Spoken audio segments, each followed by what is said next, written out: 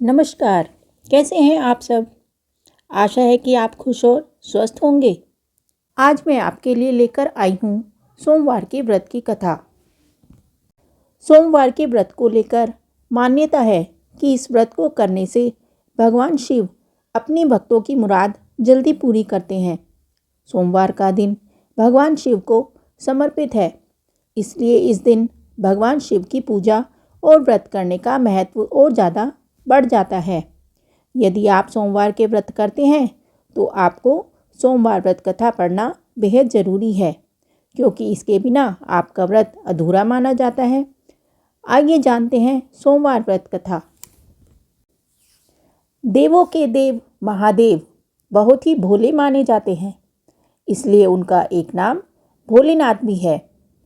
पौराणिक मान्यता के अनुसार भगवान शंकर को प्रसन्न करने के लिए किसी भी तरह के खास विशेष पूजन की आवश्यकता नहीं होती, क्योंकि कहा जाता है कि वह तो भोले हैं और भक्त के मन से की गई क्षणिक मात्र की भक्ति से ही वह प्रसन्न हो जाते हैं। अगर आप भी शिव की भक्ति और कृपा पाने के लिए सावन के सोमवार का व्रत करते हैं तो इस कथा से भोलेनाथ को प्रसन्न कर सकते हैं। एक बार किसी एक नगर में एक साहूकार था।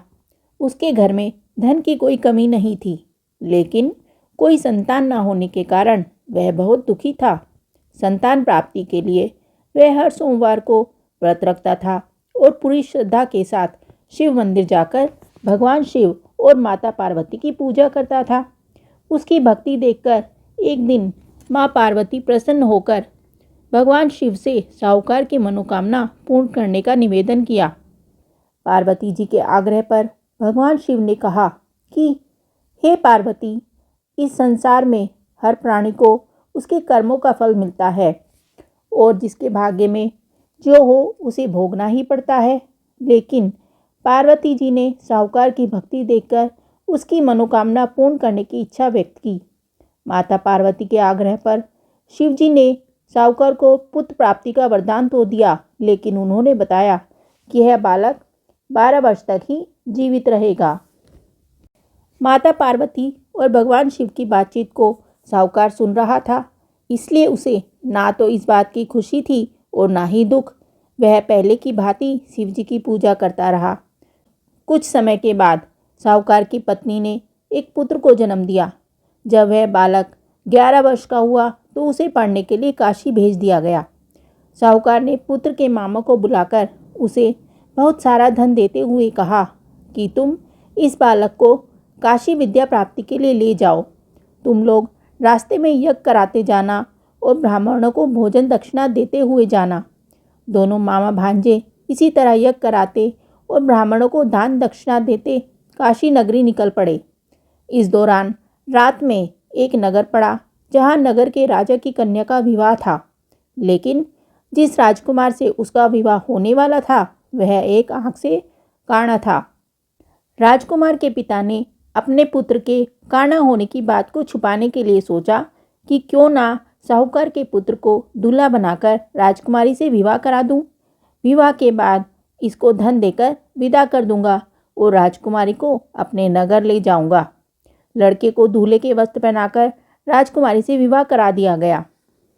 साहूकार का पुत्र ईमानदार था, उसे यह बात सही नहीं लगी, इसलिए उसने अवसर पाकर राजकुमारी के दुपट्टे पर लिखा कि तुम्हारा विवाह तो मेरे साथ हुआ है, लेकिन जिस राजकुमार के साथ तुम्हें भेजा जाएगा वह एक आंख से काना है। मैं तो काशी पढ़ने जा रहा हूँ। जब राजकुमारी ने चुन्नी पर लिखी बातें पढ़ी तो उसने अपने माता पिता को यह बात बताई। राजा ने अपनी पुत्री को विदा नहीं किया, वह बारात वापस चली गई। दूसरी ओर साहूकार का लड़का और उसका मामा काशी पहुँचे और वहाँ जाकर उन्होंने यज्ञ किया। जिस दिन लड़का 12 साल का हुआ उस दिन भी यज्ञ का आयोजन था। माता पार्वती ने भोलेनाथ से कहा, स्वामी, मुझे इसके रोने के स्वर सहन नहीं हो रहा। आप इस व्यक्ति के कष्ट को अवश्य दूर करें। जब शिवजी मृत बालक के पास गए तो वह बोले कि यह उसी साहूकार का पुत्र है जिसे मैंने 12 वर्ष की आयु का वरदान दिया था।